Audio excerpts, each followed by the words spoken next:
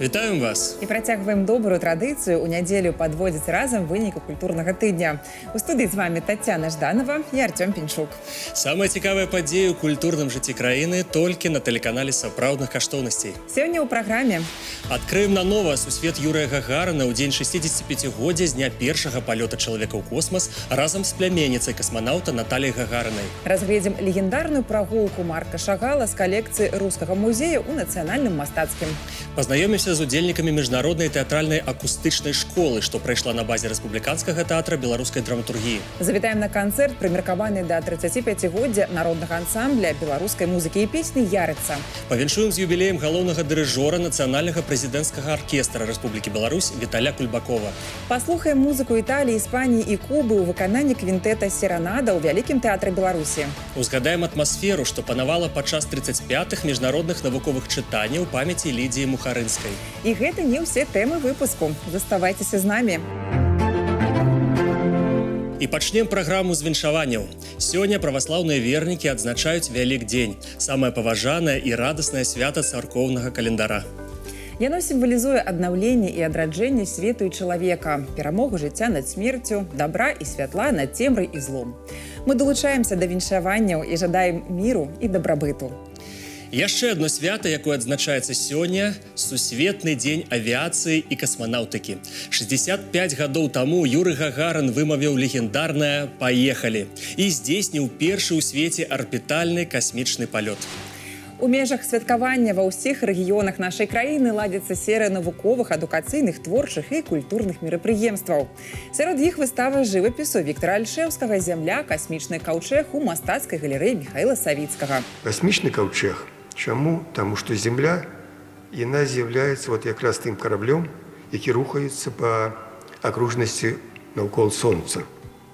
І ўсе тыя планеты, якія таксама з'яўляюцца часткай гэтай прасторы. І Зямля з'яўляецца на самай справе нашым каўчэгам. Увага беларусаў да тэмы вывучэння космасу мае шырокае адлюстраванне ў мастацтве. Касманаўтыка і яе героі – адна з галоўных тэм скульптара, народнага мастака Беларусі Івана Міско. У яго майстэрні, музеі часта бывалі госці з арбіты. Там знаходзяцца цэлыя шэрагі скульптурных партрэтаў касманаўтаў на люстэрку і на дзвярах, іх аўтографы на пастаментах, праекты помнікаў на тэму космасу. Трагическая смерть Юрия Алексеевича Гагарина меня привела к тому, что я взялся за материалы и в течение одного дня вылепил скульптурный портрет Юрия Алексеевича Гагарина.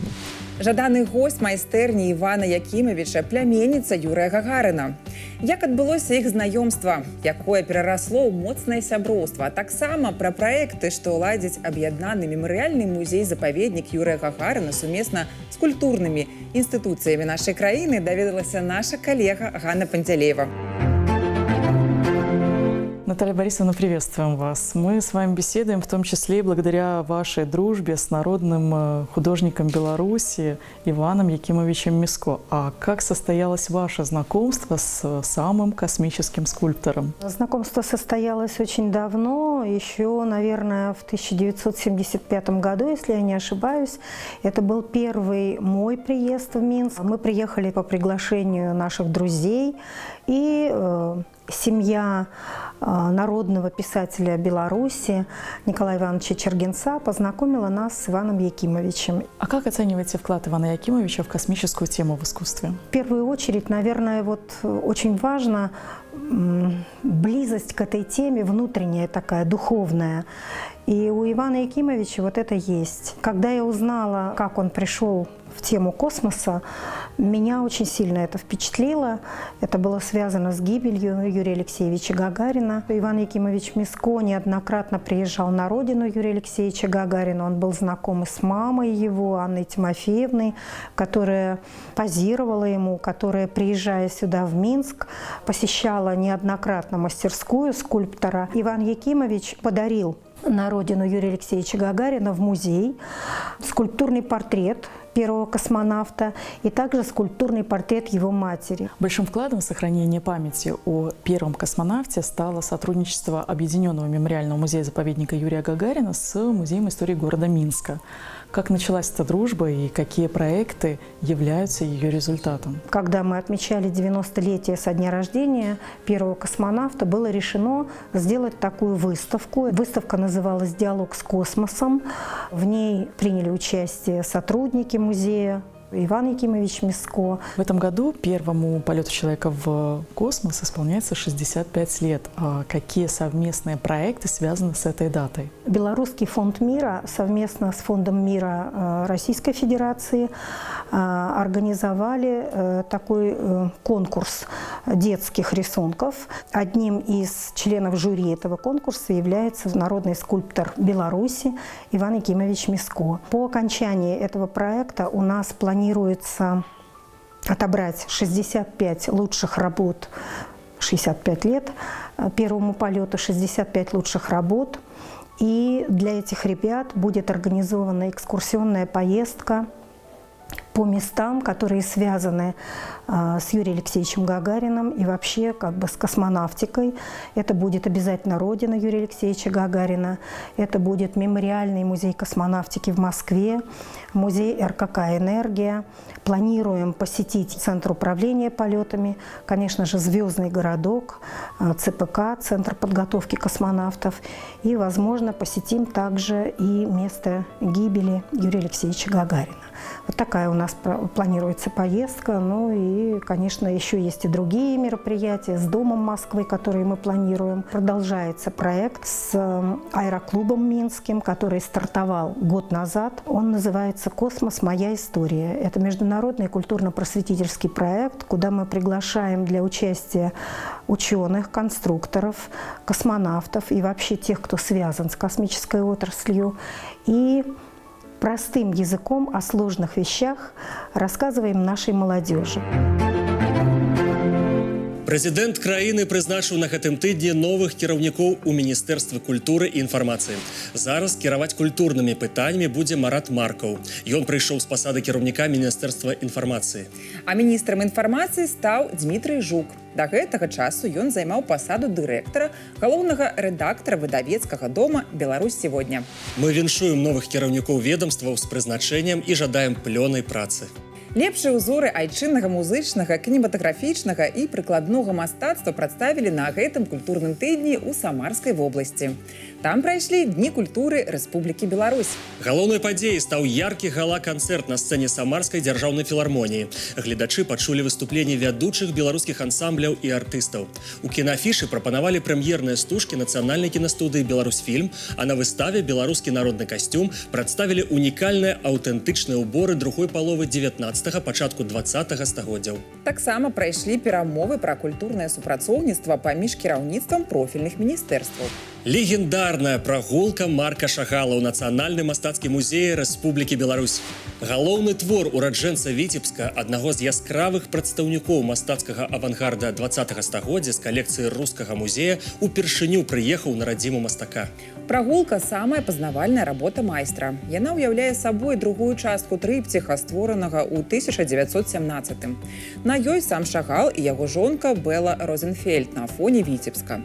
Адкрыццё выставы аднаго шэдэўра адбылося ў межах маштабнага праекта «Дни русского музея» ў Мінску. То собрание русского авангарда началось с Шагала, формирование этого собрания, которое сегодня что? Чем известно? Тем, что собрание Русского музея является самым крупным, самым полным, без изъятий и самым дорогим. Рэха нядаўняй прэм'еры хама ў рэспубліканскім тэатры беларуская драматургія яшчэ лунае ў прасторы, як сцэна ўжо загучала па-новаму, галасамі, мелодыямі і рытмамі 5 культур. Тут прайшоў трэці этап міжнароднай тэатральнай акустычнай школы, напоўніўшы прастору з жывым дыханнем шматнацыянальнага дыялогу. Пазнаёмілася з удзельнікамі праекта, дзе даследуюць не толькі сцэну, але і саму прыроду тэатра, яго гучанне і ўнутраны рытм наша калега Ганна Пантялеева. Тэатральная лабараторыя – гэта заўсёды працэс, адкрыты, жывы і незавершаны. І менавіта, магчыма, у гэтым пошуку ва ўменні чуць і быць пачутым сёння нараджаецца тэатр будучыні. Міжнародная тэатральная акустычная школа – гэта унікальная адукацыйная праграма для маладых дзеячаў тэатра з краін СНД і Грузіі. Праект ладзіцца Міжнароднай канфедэрацыяй тэатральных саюзаў пры падтрымцы Міждзяржаўнага фонду гуманітарнага супрацоўніцтва дзяржаў-удзельніц СНД. Начиная с 2011 года Международная конфедерация театральных союзов регулярно проводила лаборатории молодых режиссеров в рамках Международного театрального фестиваля имени Чехова и большой молодежный театральный форум раз в 3 года в разных странах СНГ. И всегда в основном в поле зрения попадали режиссеры. Захотелось объединить вместе режиссеров, актеров, драматургов, хореографов. И родилась вот эта идея Международной театральной акустической школы. Ідэя, якая аформілася летом 2024 года разам з Віктором Рыжаковым, вопытным майстрам, прафесарам школы-студыі МХАТ, паступова сфарміравалася як ідэя музычна-драматычнага дзейства, прысвечанага назіранню за птушками. За птицами, как носителем какой-то, знаете, как улетают птицы, вот куда они летят, они приносят какую-то новую информацию из далеких стран, и во всех сказках, и легендах, и мифах птицы существуют как некий символ не только счастья, но и разных легенд, историй, которые связывают людей в какой-то этической зоне, да, говорят о каких-то ценностях человеческих, которые помогают человеку выживать в этом сложном и многообразном мире. Проект складаецца з 3 этапаў. Першую і другую сесію прымалі Арменія і Казахстан. Кожная з іх дала новыя адценні, новыя тэмы і мастацкія рашэнні. Наша краіна стала працягам гэтага шляху, а Цэнтр беларускай драматургіі пры Рэспубліканскім тэатры беларускай драматургіі пляцоўкай для дыялогу прадстаўнікоў маладога тэатральнага руху. Мы очень рады тому, что можем предоставить свою площадку Международной театральной акустической школе. Потому что мы очень хорошо понимаем, что это прежде всего, конечно, профессиональный рост актеров, наших белорусских актеров, принимающих участие, актеров из других стран. Это не только рост профессиональный, это еще и осознание себя в пространстве театра. У Мінску да акустычнай школы далучыліся акцёры, рэжысёры, драматургі і харэографы з Расіі, Таджикистана, Туркменістана і Малдовы. Розныя школы, традыцыі, культурныя коды, але адзінае імкненне да пошуку жывой тэатральнай мовы. Чувствуется, что все разные, но все об одном. Поэтому, несмотря на то, что разные культуры, разные национальности, но мы все про одно, и как бы работаем все, когда начинаем делать одно и то же упражнение, допустим, то мы понимаем, насколько мы все как бы достаточно одинаковые. Тыдзень лабараторыі – гэта не проста навучанне. Тут няма гатовых рашэнняў і загадзя напісаных роляў. Ёсць пошук. Майстар-класы, трэнінгі ператвараюцца ў прастору эксперыменту. Удзельнікі працуюць з голасам, як з інструментам. Даследуюць акустыку цела, спрабуюць пачуць, як нараджаецца сэнс. Не толькі ў тэксце, але і паміж словамі. Люди раскрываются очень неожиданной стороны вот на второй же день. То есть моя задача, конечно, очень такая тонкая педагогическая. Во-первых, не спугнуть. Во-вторых, все-таки предложить условия игры, которые устраивают этого ребенка, который начнет со мной взаимодействовать. А дальше уже третья часть, она более профессиональная. Это поиск, конечно, формы и выразительных средств, чтобы в итоге мы с драматургией подружили вот этот вот, ну, скажем, очень сейчас скажу высокопарно, но хорошее слово «источник». Адмысловая увага ўзаемадзеянню розных тэатральных школ. Часам адрозненні становяцца адпраўным пунктам для дыялогу. Часам нечакана сціраюцца і саступаюць месца агульнаму пачуццю сцэны. У гэтых сустрэчах нараджаецца нешта большае за абмен досведам. Узнікае агульная мастацкая прастора, у якой кожны удзельнік становіцца часткай адзінага выказвання. Нам очень важно создать этот культурный ландшафт, очень разный по своему ценностному состоянию, по своему языку. Нам очень важно слышать язык, нам очень важно слышать какие-то нарративы, не только связанные с мифологией, но то, как этот миф связан с с современным состоянием и социальным, и культурным этой страны. Вынікам сесіі стаў спектакль «Назіранне за птушкамі». У ім кожная краіна прадставіла свой эпізод як асобную інтанацыю ў агульным мастацкім выказванні. Тэма, на першы погляд, простая, раскрываецца глыбей. Назіранне становіцца способом познання, а птушка – символом свободы руху и памяти. Мы наблюдаем за птицами, берем паттерны движения птичьего, да, мы наблюдаем, как работают их тела, как работает вообще их скелет, и стараемся перенять эти манеры, но не демонстрировать, не изображать из себя птичку, а именно погрузить в свое тело, в человеческое, вот эти паттерны. Сам процесс назирания за птушками шматслоёвы. Гэта и фольклор, и этнография, и метафора. У народнай традыцыі птушка заўсёды была сімвалам руху, свабоды і сувязі паміж светамі. А назіранне – гэта стан засяроджанасці, цішыні, уважлівага погляду на навакольны свет. У спектаклі гэтыя сэнсы перапляліся, пераўтварыўшыся ў разважанне пра чалавека, яго месца ў прыродзе, у культуры і часе. С текстами про птиц мы начали еще работать с прошлого года.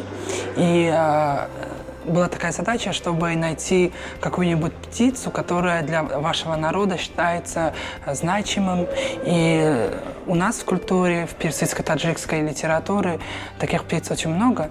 Но для меня было тоже такое, что и сегодняшняя боль, сегодняшняя вот то, что я сегодня чувствую, и с этим птицам связывать, это было немножко трудно. Такія праекты, як персідскія дываны, дзе розныя колеры і пераплеценыя ніткі складваюцца ў прыгожы арнамент. У лістападзе 2026 да 40-годдзя Міжнароднай канфедэрацыі тэатральных саюзаў у Самаркандзе, ва Узбекістане, будзе сабрана вялікая сцэнічная работа з усіх трох папярэдніх выніковых спектакляў. У ёй прымуць удзел каля 80 удзельнікаў, сярод якіх і беларуская каманда. Спецыяльна для культурнага тыдня Ганна Панцялева, Дмітрый Міскевіч і Максім Рагаўнёў. Беларуская дзяржаўная філармонія на гэтым тыдні сустрэла мінскую вясну. 41-й фестываль музыкі ладзіцца пад знакам 30-годдзя спецыяльнага фонду прэзідэнта Рэспублікі Беларусь па падтрымцы таленавітай моладзі. Распачаў яго гала-канцэрт пераможцаў і лаўрэатаў міжнароднага конкурсу піяністаў. Па выніках праслухоўвання уладальніцай першай прэміі стала Любоў Глазава, выкладчыца Беларускай дзяржаўнай акадэміі музыкі. Белтэлерадыёкампанія правяла здымкі канцэрта, тэлеверсію якога ў хуткім часе можна будзе ўбачыць на телеканале «Беларусь-3». Нас радует то, что уровень этого конкурса стабильно высокий. Поэтому нам и трудно отбирать на следующий тур. И происходит такая ситуация, когда талант, вдохновение, мастерство, они находятся в плену у математики. Но с этим ничего не пойдет. Татьяна, ці ведаеш ты, што такое ярыца? Так, ведаю, гэта састарэлае слово, якое азначае яравы хлеб, яравую пшаніцу або жыта. Так, а яшчэ гэта слово дало назву народнаму ансамблю беларускай музыкі і песні «Ярыца», які на гэтым культурным тыдні адзначыў 35-годдзе. Павіншаваў калектыў з юбілеем і наш корэспандэнт Алесь Мойскі. Ярыцай называецца не толькі ансамбль, але і аднайменная песня, якую сёння будзе магчыма заспяваць усім ахвотным на гэтай сцэне. Скарыстаўся такой магчымасцю і я паўдзельнічаць у канцэрце з нацыянальным каларытам. 35 гадоў таму ансамбль «Ярыца» быў створаны на кафедры народных інструментаў музычна-педагагічнага факультэта Беларускага дзяржаўнага педагагічнага універсітэта імя Максима Танка. Сёння гэта факультэт эстетычнай адукацыі. Думали сначала, что же им подарить, и решили, что поскольку у нас на факультете две специальности, музыкальное образование и художественное образование, то логично было бы, наверное, что-то связано с картинами или что-то в художественном таком стиле. Думали, картину мы не успели нарисовать, потому что нужно было бы нарисовать каждого члена коллектива. Бывают разные составы, бывает полный состав, бывает меньше. Поэтому мы решили иначе. И мы сегодня подготовили фото коллектива, но выполнено на холсте. Ансамбль у складзе Цэнтра студэнцкай творчасці БДПУ захоўвае традыцыі і папулярызуе фальклорную спадчыну нашага народа. А беларусам уласціва гасцінна сустракаць сваіх сяброў. Таму пачаўся канцэрт з хлеба, солі на ручніку і віншаванняў шаноўных гасцей. У залі ж можна было ўбачыць выпускнікоў і былых кіраўнікоў калектыву, студэнтаў і выкладчыкаў БДПУ. Заснавальнікам ансамбля ансамбля быў саліст і кіраўнік аркестровай групы Віктор Раманцоў. У 1997-м калектыў атрымаў званне народны, а пасля ансамбль узначальвалі выпускнікі розных гадоў. Сёння ж Ярыцай кіруе Александр Шугаев. Я уже амаль 15 гадоў кіраўнік калектыву. Так. І за гэты час, конечно, много пройдено, много концертных программ, где мы удельничали во всяких международных конкурсах, фестивалях, не только у нас, на нашей родной спадщине Беларуси, а также за ее межами. Да юбілею калектывам была падрыхтавана канцэртная праграма «Кола жыцця», у якой прагучалі беларускія народныя песні ў апрацоўцы заслужанага дзеяча мастацтва ў Рэспублікі Беларусь Мікалая Сіраты. «Кола жыцця» – это календарно-обрядовый цикл, в который входит зимние песни, весенние песни, летние, жнивные. То, что в старину люди как бы жили, проживали вот это. И мы хотим показать это уже в современной, чуть-чуть обработке для молодежи, потому что мир меняется, студенты меняются, взгляды меняются, но фольклор, он остается и такой, как он был, и есть, и будет.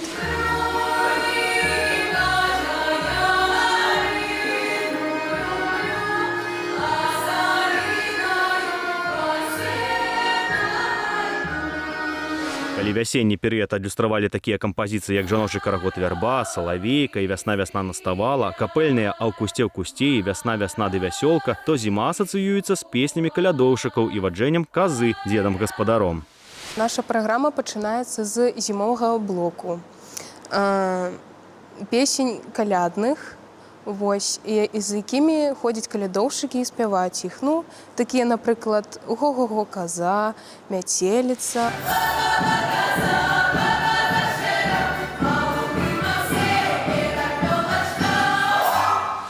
Кола жыцця датычыцца і самога ансамбля «Ярыца», бо кожны год калектыў выпускае студэнтаў БДПУ з ліку удзельнікаў. Але прыходзяць новыя першакурснікі, і «Ярыца» ўсё маладзее і маладзее. Гэта можна сказаць і пра музычны складнік калектыву. Время близилось к выпускному из моего колледжа, в котором я училась 3 года. Я не знала, куда поступать. Очень хорошо общалась с одной девочкой из колледжа. Мы сидели у нее дома. Заходит к нам в комнату ее мама. Ее мама – это руководительница нашего коллектива Лариса Николаевна Красна. Заходит с костюмом белорусским. Говорит: «Кать, может, поступишь в наш университет имени Максима Танка, может, хочешь в наш коллектив белорусский, а я очень люблю белорусскую музыку, уже 12 лет на цимбалах играю, меня очень это все привлекает». Я говорю: «Да, давайте попробуем». «Ярыца» – гэта калектыў з багатымі традыцыямі, вялікім рэпертуарам і гастрольнай біяграфіяй. Бо, напрыклад, толькі сёлета «Ярыца» вярнулася з Китая, дзе ўразіла жыхароў Паднябеснай здабыткамі беларускай культуры, сярод якіх і нумары з праграмы «Кола жыцця». Мы не ожидали, что будет такой ажиотаж к тому, чтобы прийти на наш концерт. В 2024 году мы давали сольный концерт полностью, приходили студенты, был ректор, и вот мы давали концерт с большой часовой программой. В этом году мы давали студентам мастер-классы, они могли поучаствовать в этих мастер-классах, потанцевать с нами народные танцы. Мы их учили некоторым белорусским словам, кусочкам народных песен. А адным з самых пранікнёных нумароў гэтага вечара стала акапельнае выкананне песні «А там у даліне», прысвечанай 85-годдзю пачатку Вялікай Айчыннай вайны. Адчулі гэта і слухачы ў зале, і Алесь Мойскі з Ільёй Юхневічам на гэтым культурным тыдні. За кожным узмахам дырыжорскай палачкі не проста рытм, а цэлы свет. Дыханне аркестра, энергія музыкі і тонкае пачуццё гармоніі. 16 красавіка галоўны дырыжор нацыянальнага прэзідэнцкага аркестра Рэспублікі Беларусь Віталь Кульбакоў адзначыць юбілей. Свой дзень нараджэння ён правядзе на сцэне Палаца Рэспублікі. Будзе дырыжыраваць канцэртам, прысвечаным памяці легендарнага спевака Мусліма Махамаева. Пра шлях, натхнення і пра то, як нараджаецца адзінае гучанне вялікага калектыву у наступнай размове. Виталий Григорьевич, приветствуем вас и поздравляем с юбилеем. Из всех знакомых дирижеров вы, пожалуй, самый артистичный. Это часть вашего имиджа, либо же это естественное состояние на сцене? Я думаю, что это естественное состояние, но я открою вам небольшой секрет. Я учился в школе 136 с театральным уклоном. Конечно, у меня очень много связано с театром.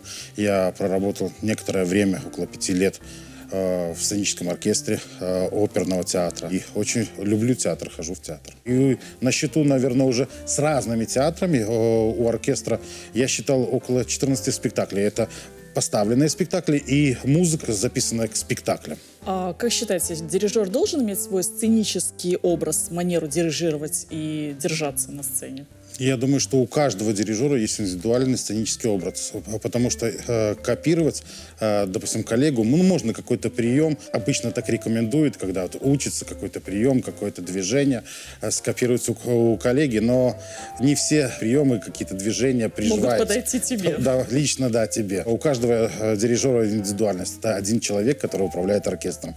И у каждого дирижера по-своему особенно звучит коллектив. В президентский оркестр вы пришли как тромбонист. Как тромбонист, да. А как почувствовали в себе интерес к дирижированию? Ну, я в это время я учился в консерватории по классу тромбона и по классу дирижирования. По классу дирижирования в классе народного артиста Бориса Михайловича Пинчука. Это человек, который дирижировал парадом Победы в 45-м. В годы, когда проводились парады, его знал любой человек нашей страны. Он мне учил даже не музыке, учил жизни, как руководить, как рассказывать, как поступать с людьми. Очень много я у него взял и перенял. О том, что вы станете музыкантом, за вас решили родители, и первым инструментом был аккордеон, который вы не слишком любили. Вот помните, когда сами почувствовали потребность в музыке и стать музыкантом? Аккордеон я бы не сказал, чтобы мне не очень нравился инструмент, но мне не нравилась именно техническая задача, что нужно растягивать меха, и мне 300 метров надо было до студии идти, нужно было носить инструмент. Но в этой студии был еще духовой оркестр. И как-то вот было сольфеджио, и мы играли в прятки. Там, это ДК «Сукно», которое находится на Матусевиче, мы играли в прятки, и на 3-м этаже я забежал, чтобы спрятаться. Играл оркестр. Я открыл дверь и увидел оркестр, и когда увидел вот эту гармонию звуков, когда сообща очень много людей исполняют какую-то одну мелодию, я помню, открыл дверь, и меня какая-то рука втянула, затолкнула в эту музыку. И я пришел, говорю: папа, я хочу играть на трубе. Все инструменты в то время называли духовые, что валторны, что баритон, что тромбон. Это все труба была. Я хочу играть на трубе. И он пришел, поговорил, и я начал параллельно заниматься. И первым инструментом был духовой, это корнет ленинградский. В 90-х годах была реорганизация этой студии. И я поехал за педагогами и поступил в музыкальную школу номер 9. На Толбухина. Ездил за педагогами, ездил через весь город. То есть с Пушкинска я ездил на Толбухина. От руководителей часто можно услышать, что профессионализм важнее моральных качеств. Когда берете в коллектив человека, нравственную составляющую обязательно учитываете? Конечно. Профессионализмом, но есть, допустим, негативные люди, которые будут разрушать коллектив изнутри. У нас в нашем коллективе очень развита поддержка. Допустим, приходит молодой специалист, ему концертмейстер рассказывает, как это делать, рассказывает о традициях оркестра. Есть какие-то традиции, есть правила у оркестра. И каждый друг за друга держится. Как создаются программы, новые программы президентского оркестра? Вы их сами придумываете, либо с коллективом? В основном придумываю я. Находится какое-то зерно. Я начинаю развивать это зерно, и музыканты советуют: давайте вот внедрим в эту программу. И мы сидим, конечно, есть какое-то обсуждение с концертмейстерами, с музыкантами. Кто-то подходит, допустим, я созрел уже, чтобы сольно сыграть с оркестром. Мы, конечно, я никогда не давлю, если ты созрел, допустим, ты можешь это сделать, пожалуйста, играй. А стихи вы по-прежнему пробуете сочинять? Ну, уже давно не получалось. Был какой-то период, что-то пошло, и я начал писать. Сейчас как бы очень много программ, наверное, не хватает для этого времени. В день своего юбилея вы дирижируете концертом памяти Муслима Магомаева. Работа и личный праздник. Для вас понятия неотделимые? Наверное, это самым будет моим лучшим подарком, когда я буду в свой день рождения на сцене. В зале будет моя семья, мой зритель. Наш зритель, не мой зритель. И моя вторая семья будет на сцене. Это для меня будет лучшим подарком. Музыка, якая не ведае межаў і гаворыць на мове пачуццяў. У Вялікім тэатры Беларусі адбыўся канцэрт «Заўсёды ў маім сэрцы». Музыка Італіі, Іспаніі і Кубы. Яркая і тэмпераментная праграма, якая аб'яднала паўднёвыя рытмы і рамантычныя мелодыі. Вечар прайшоў у камернай зале імя Ларысы Александроўскай і стаў сапраўдным падарожжам ад вытанчанай еўрапейскай класікі да гарачых матываў Лацінскай Амерыкі. Пра тое, як гучалі гэтыя музычныя гісторыі, у рэпартажы Лізаветы Лапінай. Неаполитанские мотивы, энергия сонечной Гаваны и ритмы испанских танцев. Элементы и традиции одразу 3 краін сумяшчаюцца у вялікім канцэрце. Давайте ж разом завітаем на міжкультурное музычное свято.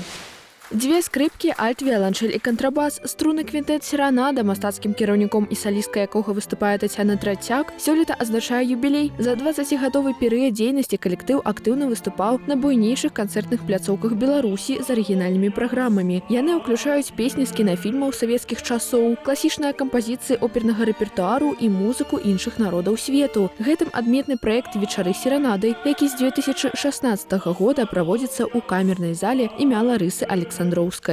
Программы были разные, в них были заняты солисты, совершенно разные, не только сопрано, но и баритон, и тенор, и меццо-сопрано, совершенно разные жанры, такой, как бы скажем так, разнонаправленность и разнохарактерность программы была.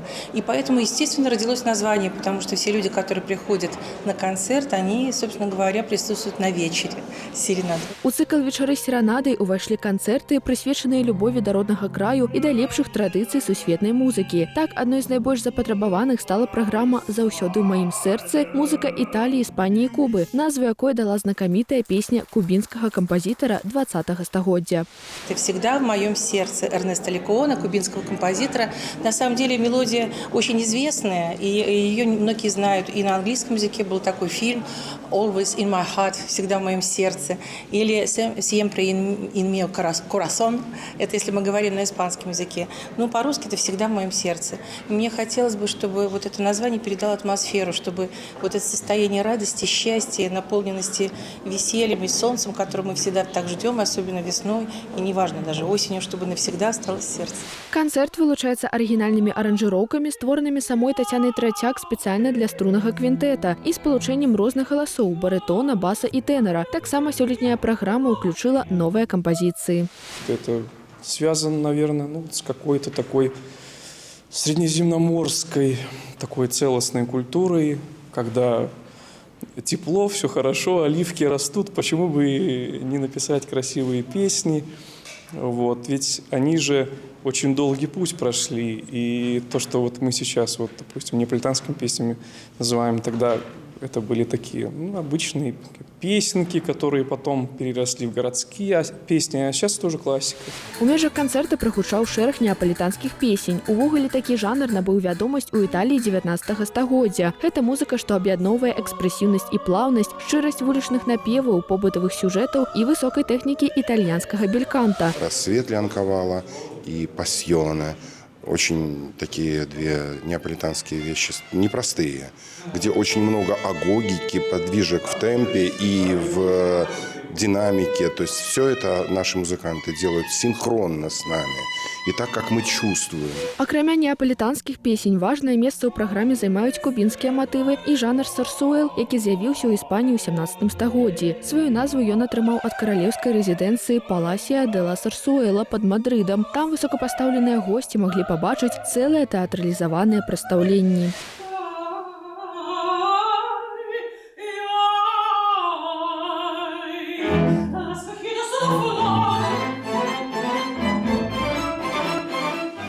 Разам з асобнымі выступленнямі салістаў Вялікага тэатра Беларусі канцэрт прадставіў публіцы дуэты. Адным з найбольш драматычных нумароў споведзяў стала сумеснае выкананне Тацяны Тратяк і Александром Міхнюком песні Карлоса Альмарана «История кахання».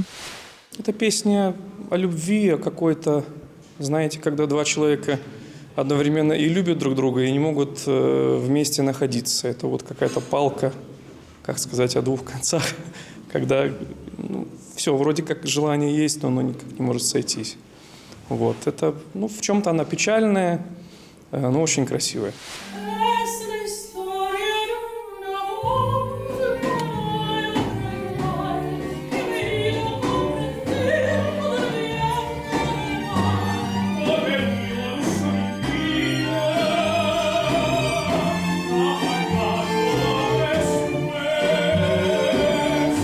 Традыцыйны канцэрт заўсёды ў маім сэрцы, музыка Італіі, Іспаніі і Кубы. Гэта не толькі пра захапленне прыгожымі мелодыямі, але і пра сапраўднае падарожжа ў музычную гісторыю народаў паўднёвай Еўропы і Лацінскай Амерыкі. Гэта адчулі на культурным тыдні Лізавета Лапіна і Ілья Каланіцкі. Да 120-годдзя з дня нараджэння музыказнаўцы, заснавальніка школы беларускай этнамузыкалогіі Лідзі Мухарынскай у Беларускай дзяржаўнай акадэміі музыкі на гэтым тыдні прайшлі 35-й міжнародныя навуковыя чытанні. Круглыя столы, лекцыі, прэзентацыі новых выданняў, майстар-класы, творчыя праекты і музычныя праграмы. Пазнаёмілася з носьбітамі вялікіх творчых ідэй наша корэспандэнт Алеся Давідовіч. Падчас мухарынскіх чытанняў зладзілі імпрэзу да 100-годдзя калеры Сціпанцевіч, карыфея беларускага музычнага мастацтва, навукі і педагогікі. Давайце завітаем на вечар «Жыццё ў гармоніі з музыкай». Калерыя Іосіфаўна прысвяціла кансерваторыі больш за 60 гадоў. Яе характарызуюць выключная шматгранасць інтарэсу і нястомная прага пазнання ў многіх галінах музычнага света и науки. Она написала большое количество учебных программ, статей и участвовала в международных конференциях. И оркестровый факультет с большим трепетом и с большой важностью понимает, какая это была фигура для нашего непосредственно исследовательского поля. Выкладчыцы акадэміі Вольгі Сінецкай засталася кніга з подпісам, якую даследчыца падарыла яе бацьку Барысу Сінецкаму. У выданні надрукаваны выбраныя фрагменты лістоў, нататак і артыкулаў композитора Петра Чайковскага пра мастацтва. Калерия Иосифовна, конечно, была огромнейшей личностью в музыкальном пространстве нашей консерватории, как она тогда называлась, внесла огромнейший вклад в учебный процесс, в образовательный процесс, в научный процесс. Это была личность благородная, аристократическая. На імпрэзе студэнты і выкладчыкі Беларускай дзяржаўнай акадэміі музыкі выканалі творы і айчынных, і рускіх, і заходнееўрапейскіх кампазітараў. А як праграма канцэрта звязана менавіта з асобай калеры Сціпанцевіч? Спасибо за вопрос. У нас есть такая традиция. Мы обычно юбилеи наших видных музыкантов, наших коллег, уже ушедших, мы всегда отмечаем концертами. Но, казалось бы, Калерия Иосифовна теоретик, музыковед, причем тут концертные исполнители и концерт в ее честь. А ведь сама Калерия Иосифовна собиралась когда-то быть исполнителем. Она хотела быть и пианисткой, она заканчивала как пианистка училище. Она хотела быть певицей, но война испортила голос. Но всю жизнь она прекрасно играла на рояле, пела, аккомпанировала себе на уроках. И мы решили, что такому музыканту, а не только теоретику от музыки, самый знаковый концерт – это, конечно, концерт камерной музыки. Адкрыў канцэрт раманс для скрыпкі і фартэпіяна Сергея Рахманінова. Адметна, што ў гэты вечар гучала толькі камерная музыка. Як правіла, яна стварае атмасферу, дзе слухачы і выканаўцы размешчаны блізка адносна адзін аднаго. Музыканты добра бачаць гасцей. Знаете, камерные концерты, они очень в какой-то степени тонкие материи, и здесь идет не просто вот как солист сам вот там играет, а тут именно сотворчество нескольких музыкантов, 2, 3, 4, 5. Каждый самостоятельный, каждый как солист, но при этом вы должны быть вместе в ансамбле. Не просто вот сам вот ты должен все выучить, сыграть, но при этом ты должен еще слушать друг друга. У праграме мноства формаў і жанраў камернай музыкі. Сюды можна аднесці і дуэты, і трыа. Галоўная асаблівасць у тым, што яна разлічана на малую колькасць музыкантаў на сцэне. Камерные концерты очень нравятся тем, что в этом есть своя сложность, потому что когда ты играешь в оркестре, то у нас есть ориентир — это дирижер. И все люди, сколько бы их там ни было, они все ориентируются на одного. А мы, играя в камерном составе, конкретно в нашем случае это трио, как минимум один человек должен ориентироваться еще на 2. Для вядучай і аўтара творчага праекта Людмілы Арловай постаць Калеры Сціпанцевіч асабліва блізкая тым, што яна пазнаёмілася з ёй яшчэ студэнткай. И вот здесь я в полной мере поняла всю глубину профессионализма, педагогической мудрости и человеческого достоинства. Я с огромной благодарностью провожу этот вечер. И я думаю, следующее столетие, конечно, уже пройдет, наверное, без нас, но Такие даты должны отмечаться, таких людей должна Академия помнить, чтить. І сапраўды, дзякуючы выступленням выкладчыкаў і студэнтаў акадэміі можна было зразумець, што жыццё Калеры Степанцевіч было ў гармоніі з музыкай, а памяць пра яе жыве ў навучальнай установе. А на гэтым культурным тыдні завіталі на вечар памяці Алеся Давідовіч і Сяргей Юбко. Мы рады былі пазнаёміць вас з самымі актуальнымі юбілеямі, канцэртамі і выставамі гэтага культурнага тыдня. Мы паспрабавалі не толькі расказаць пра іх, але і празважаць над гісторыяй і сучасным лёсам мастацтва. Далучайцеся да нас праз тыдзень у гэты ж самы час, і мы пазнаёмім вас з новымі героямі і падзеямі культурнага тыдня. Да сустрэчы з сапраўднымі каштоўнасцямі.